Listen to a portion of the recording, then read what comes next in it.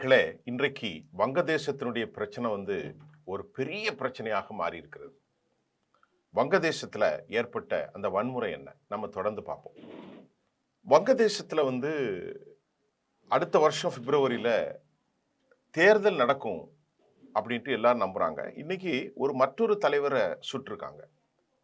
வங்கதேச சுதந்திர போராட்டத்தில் ஈடுபட்டவர்களுடைய குடும்பங்களுக்கு ஒரு இடஒதுக்கீடு இதுதான் ஆரம்ப கால புள்ளி 30% இருந்தது. இதனால 2024ல இளைஞர்களுக்கு அதை எதிர்த்தார்கள். ஷேக் ஹசீனாவுடைய ஆட்சி எதிர்ப்பாகி அவர் இந்தியாவுக்குள்ள தஞ்சம் புகுந்தார். இது கடந்த முறை நடந்தது. ஹசீனா ஆட்சியை காவு வாங்கிச்சு. 2024ல் நடந்த அந்த சம்பவத்தில் ஆகஸ்ட்ல ஒரு பெரும் புரட்சி பிரளயம் நடந்து அவர் இந்தியாவுக்குள்ள தஞ்சம் புகழ்ந்தார். உயிர் பலிகளும் அதிகரித்திருந்தது. இந்த சம்பவத்திற்கு பிறகு ஒரு இடைக்கால அரசை நோபல் பரிசு பெற்ற முகமது யூனஸ் தலைமையில வங்கதேசத்துல நிகழ்த்தினாங்க.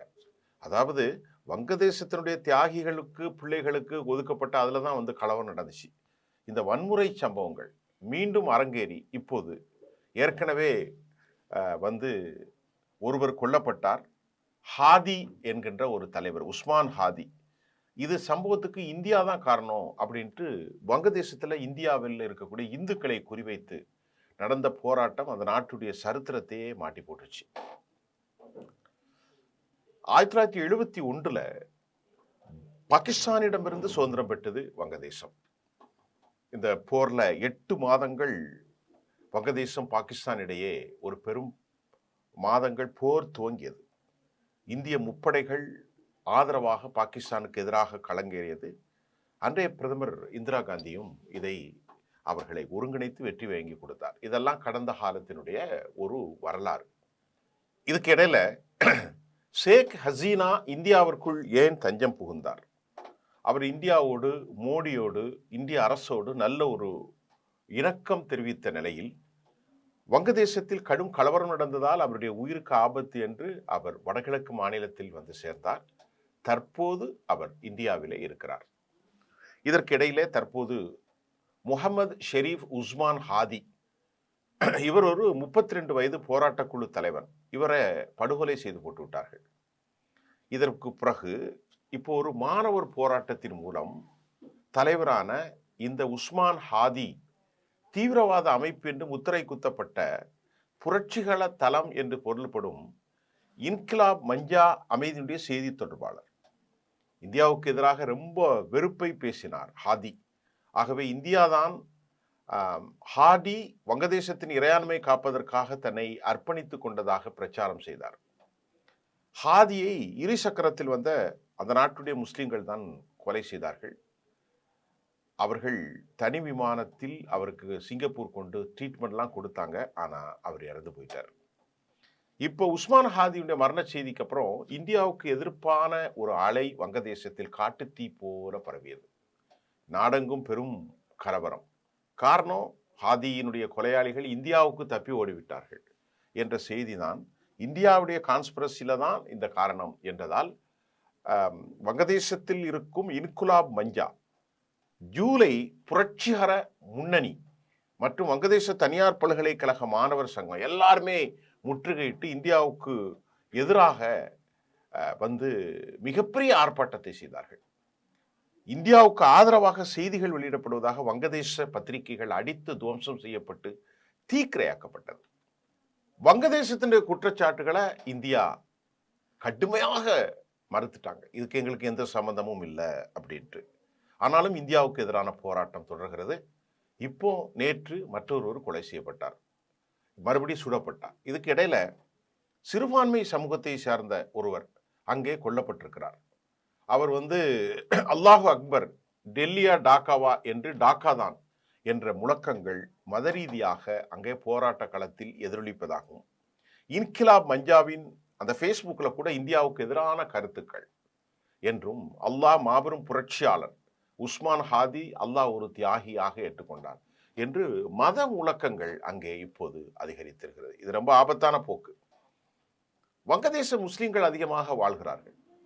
அடிப்படைவாத மத கட்சிகள் இதுவரை 5% மேல் வாக்குகளை பெற்றதில்லை. அதாவது பண்டமெண்டலிஸ்ட் இஸ்லாம் ஃபண்டமெண்டலிஸ்ட் ஜிஹாதிய குரூப்புகள்.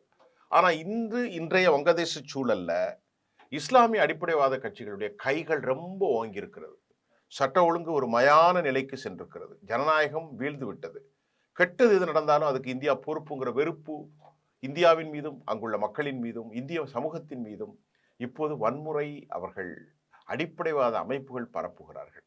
வங்கதேச விடுதலை போருக்கு எதிராக பாகிஸ்தானுக்கு ஆதரவாகவும் இருந்ததாக குற்றம் சாட்டப்பட்ட மிகப்பெரிய அமைப்பான ஜமாத் இஸ்லாமி இப்போது முக்கிய அரசியல் சக்தியாக உருவாகிறது.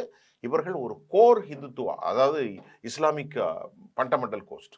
இந்த ஜமாத்தில் இஸ்லாமி உள்ளிட்ட இந்த தீவிரவாத முஸ்லிம் கட்சிகளுக்கு கட்டுப்பாடற்ற சுதந்திரத்தை இடைக்கால அரசான முகமது யூனஸ் வழங்கியிருப்பதாகவும் சொல்லப்படுகின்றது. அவாமி லீக்கினுடைய கட்சிகளாக தலைவராக இருந்த ஷேக் ஹசீனாவுடைய காலத்தில் இவர்கள் எல்லாம், இந்த தீவிரவாதிகள் எல்லாம் ஓரளவுக்கு கட்டுப்படுத்தப்பட்டதாகவும், தற்போது யூனஸ் அவர்களை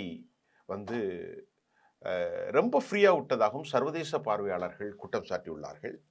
இப்போ இந்தியாவுக்கான அண்டை நாடான இந்தியாவுக்கு வங்கதேசத்தில் இப்படி ஒரு நிலை வருவது, ஒரு அமைதியற்ற நிலை நிலவுவது இந்தியாவுக்கு மட்டுமல்ல, தெற்காசிய பிராந்தியத்தில் அது நல்ல செய்தி அல்ல.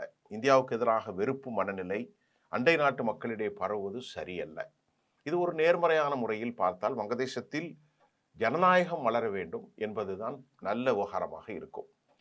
மத பயங்கரவாதம், மதவாதிகள் கையிலே ஒரு தேசம் சிக்கி கொண்டால் எப்படி, அதுதான் இப்போது வங்கதேசத்தில் நடந்து வருகிறது. ஷேக் ஹசீனா அவர் இந்தியாவோடு நட்புறவாக இருந்த நேரத்தில் ஹாதி அகண்ட வங்கதேசம் சுடப்படுவதற்கு சில மணி நேரத்துக்கு முன்னாடி அவர் தனது ஃபேஸ்புக்கில் உஸ்மான் ஹாதி அகண்ட வங்கதேசம் என்று இந்தியாவினுடைய 7 வடகிழக்கு மாநிலங்கள், மேற்கு வங்கம் மற்றும் கிழக்கு இந்தியாவின் சில பகுதிகளை உள்ளடக்கிய வங்கதேசத்தின் புதிய வரைபடத்தை அவர் பகிர்ந்தார். 1947 ஆங்கிலேயர் ஆட்சி காலத்தில் வங்கதேசத்தினுடைய கடைசி பிரதமராக இருந்த ஹுசைன் ஷஹூத் ஷுஹாராவர்த்தி முன்மொழிந்த தோல்வி திட்டமே அதுவாகும் என்றும், வங்கதேசத்தின் எந்த ஒரு பெரிய அரசியல் கட்சியும் ஆதரிக்காத இந்த யோசனையை சில இஸ்லாமிய தீவிரவாத இயக்கங்கள் மட்டும் ஆதரிக்கின்றன. இளைஞர்கள் போராட்டத்தில் தன்னை ஒரு கதாநாயகனாக மாற்றிக்கொண்ட முகமது உஸ்மான் ஹாதி வங்கதேச மக்களிடம் இந்தியாவுக்கு எதிரான வெறுப்பை வளர்த்தார். ஏப்ரல் மாசத்துல அவர் டாக்கா பல்கலைக்கழகத்தில் நடந்த விழாவில் உஸ்மான் ஹாதி சர்ச்சைக்குரிய அகண்ட வங்கதேச வரைபடத்தை காட்சிப்படுத்தான் பரிவு ஏற்படுத்தினார். 1994 வங்கதேசம் ஜலதி மாவட்டத்தில் தான் பிறந்தார் உஸ்மான் ஹாதி. இவருடைய தந்தை அங்குள்ள மதரசாவின் ஆசிரியர், இமாம். மதரசா பள்ளியில் பயின்ற ஹாதி ஒரு கவிஞர், இந்தியாவுக்கு எதிரான தீவிர நிலைப்பாடு கொண்டவர். ஷேக் ஹசீனா அரசுக்கு எதிரான மாணவர்களை அவர் தூண்டிவிட்டார். போராட்டத்தில் ஊடுருவிய ஹாதி அதன் தலைவரின் ஒருவனாக உருவாகினார். நாடாளுமன்ற தேர்தலில் கூட அவர் போட்டியிட முடிவு செய்தார். மூத்த தலைவராக செயல்பட்ட இன்கிலாப் மஞ்சா அமைப்பு ஒரு தீவிரவாத அமைப்பாக அறிவிக்கப்பட்டு தடை செய்யப்பட்டுள்ளது. தற்போது ஹாதி டாக்காவில் 8 தொகுதிகளின் சுயேட்சை வேட்பாளராக பிரச்சாரம் செய்தார். 32 வயதான ஹாதிக்கு மனைவியும் 10 மாத குழந்தை இருக்கிறது. இப்ப அவருடைய மரணத்தை தொடர்ந்து வங்கதேச இடைக்கால தலைவர் முகமது யூனஸ் ஒரு நாள் தேசிய சுக்கத்தையும் அறிவித்திருக்கிறார். வங்கதேசத்தினுடைய தூதரகங்களில் தேசிய கொடி அரைக்கம்பத்தில் பறக்கவிடப்பட்டிருக்கிறது. ஷேக் ஹசீனாவுடைய காலத்தில் பொருளாதாரம் ஓரளவுக்கு மேம்பட்டாலும் தற்போது முகமது ஹாதியினுடைய அந்த படுகொலையை தொடர்ந்து ஏற்கனவே ஹசீனாவுடைய காலத்தில் 30% தியாகிகளுக்கான இடஒதுக்கீடு இளைஞர் போராட்டத்தில் அவர் நாட்டை விட்டு வெளியேறினார். இப்போது நடக்கும் இந்தியாவுக்கு எதிரான அந்த மனநிலை இந்துக்கள் ஒருவரை தலையிலே கீழ் தொங்கவிட்டு எரித்தது, அவர் கொல்லப்பட்டது. இப்போது அங்கு இருக்கிற கொதிநிலையில் வங்கதேசம் ஒரு சிறந்த ஒரு முதலீட்டு நாடாக உருவாகி வந்த நேரத்தில் அந்த பொருளாதாரத்தை உயர்த்துவதற்கு ஷேக் ஹசீனா முயன்றார் என்றும் சொல்லப்பட்டது. இப்போது வெளிநாட்டு முதலீடுகள் வங்கதேசத்தில் முழுமையாக குறைந்து விட்டது. ஏனென்றால் ஒரு குழப்பமான சூழல் நிலவும் போது பொருளாதார வளர்ச்சி பாதிக்கப்படும். இப்ப ஒரு இன்டர்நேஷனல் ஃபிகர், ஒரு கொள்கை என்ன சொல்றாங்கன்னா, இப்ப பாருங்க, ஷேக் ஹசீனாவுடைய அரசாங்கத்தில் ஒரு வளர்ச்சி இருந்தது. ஷேக் ஹசீனாவுடைய காலத்தில் இருந்த அந்த வளர்ச்சி கடந்த ஆண்டு வங்கதேச வீதிகளில் நாம் கண்ட இந்த கும்பல்களின் வன்முறைக்கு பின்பு அவர் இந்தியாவிற்கு வந்த பிறகு இன்னும் அவர் மீளவில்லை. இந்த கும்பல்கள் வன்முறையிலிருந்து நாடு மீளவில்லை. முகமது யூனுஸ் தலைமையிலான இடைக்கால அரசு பெரிய பொருளாதார வளர்ச்சி, வேலைவாய்ப்பு, இளைஞர் நலன் போன்ற உண்மையான பிரச்சனையில் எந்த ஒரு முன்னேற்றமும் காணவில்லை என்று சொல்லப்படுகிறது. இப்ப என்னன்னா, ஷேக் ஹசீனாவை எதிர்த்தவர்கள் அவர் சென்றால் நாடு ஒரு புதிய திசையை பயணிக்கும் என்று நம்பியவர்களும் இப்ப ரொம்ப ஏமாற்றத்தில் இருக்கிறாங்க. ஜனநாயகத்தினுடைய அதிகார அரசியலமைப்பு ரீதியாக மாற்றாமல் ஒரு கும்பலிடம் நாட்டை ஒப்படைத்தால் இது வங்கதேசத்தில் நடப்பதுதான் நடக்கும். இது இந்தியாவுக்கு முன்பாக வங்கதேசத்திற்கு பெரும் பெரும் கவலை. வங்கதேசத்தில் எப்போதும் இல்லாத அளவிற்கு இந்தியாவுக்கு எதிரான ஒரு பிரிவு இருந்து வருகிறது. அதாவது ஒரு கும்பல். அது ஷேக் ஹசீனா இருப்பால் அது செல்வாக்கு செலுத்த முடியாமல் இருந்தது. வங்கதேசத்தில் உள்ள இந்திய எதிர்ப்பு சக்திகளுக்கு ஷேக் ஹசீனாவுக்கு எதிராகவே இருந்தார்கள். அவர்கள் அனைத்து கோர் ஃபண்டமெண்டலிஸ்ட். ஹசீனா இந்தியா நோக்கி சார்ந்திருப்பதாகவும் அவர்கள் குறை வைத்தார்கள். அதே போன்று ஆதிக்க சக்திகள் இப்போது அங்கு ஆதிக்கம் செலுத்தும் போது அரசியல் சக்தியாக உள்ளன. அதே நேரம் வங்கதேசம் அடிப்படைவாதத்தை நோக்கி அழைத்து செல்லப்படுகிறது, அல்லது ஃபண்டமெண்டல் அடிப்படைவாதங்கள் அங்கு அதிகரிக்கின்றன. அங்கு அராஜகம் நிலவுகிறது. ஜனநாயக அமைப்புகள் சரிந்து விட்டதாகவும் இன்டர்நேஷனல் ஃபிகர்ஸ் தனது கருத்தை ஆழமாக பதிவு செய்கின்றார்கள். இதற்கிடையில வங்கதேசத்துல இந்த அடிப்படை மத குழுக்களுடைய ஆதிக்கத்திற்கான காரணத்தை முடிவுக்கு கொண்டு வர முடியுமா? பாயிண்ட் நம்பர் 1, வங்கதேசத்தில் இருக்கக்கூடிய முகமது யூனஸ் முழுமையாக இஸ்லாமிக் ஃபண்டமெண்டலிஸ்டுக்கு வாய்ப்பாக பயன் செய்கிறாரா? 2, வங்கதேசத்தினுடைய வளர்ச்சி, நாட்டினுடைய நிலை எப்படி இருக்கும்? பாயிண்ட் நம்பர் 3, இந்தியாவுக்கு எதிராக மனநிலை சாத்தியமா? இந்த மாதிரி ஒரு சூழ்நிலை உலக பார்வையாளர்கள் என்ன சொல்றாங்க? பக்கத்து நாட்டில் அமைதி இல்லாதது இந்தியாவுக்கு பெரிய சவால். ஆனால் வங்கதேசத்திற்கோ அவர்கள் இந்தியாவை சார்ந்து ஏராளமான முதலீடுகள் செய்திருப்பதும், பக்கத்தில் இருக்கக்கூடிய அந்த தேசத்தினுடைய வளர்ச்சி இந்தியாவுக்கு முக்கியமாகும். அந்த நாட்டில் இருக்கக்கூடிய வெறுப்பு இல்லாமை ஒரு அமைதி இந்தியாவிற்கும் வங்கதேசத்திற்கும் நன்மை பயக்கும் என்றும் சர்வதேச ஆளுமைகள் சொல்கிறார்கள். இந்தியாவுடைய உதவி இல்லாமல் அவர்களால் எதுவும் செய்ய முடியாது என்பதையும் நாம் பார்வையாக இருக்கிறது. இந்தியாவிற்கு எதிரான மனநிலையை அமெரிக்கா பின்னணியில் தூண்டிவிடுகிறதா என்று பார்க்க முடியும்.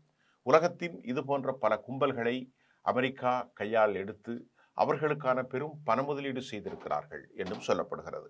ஆப்கானுடைய போராட்டங்களும் பாகிஸ்தானுடைய போராட்டங்களும் இந்த மாதிரி மத்திய கிழக்கில் அமெரிக்காவினுடைய பல கையாள்கள் பங்களாதேசத்தில் அவர்களை உள்ளே கை எடுத்திருக்கிறார்கள், அவர்களை கட்டுப்படுத்துகிறார்கள் என்ற குறையும் இருக்கின்றது.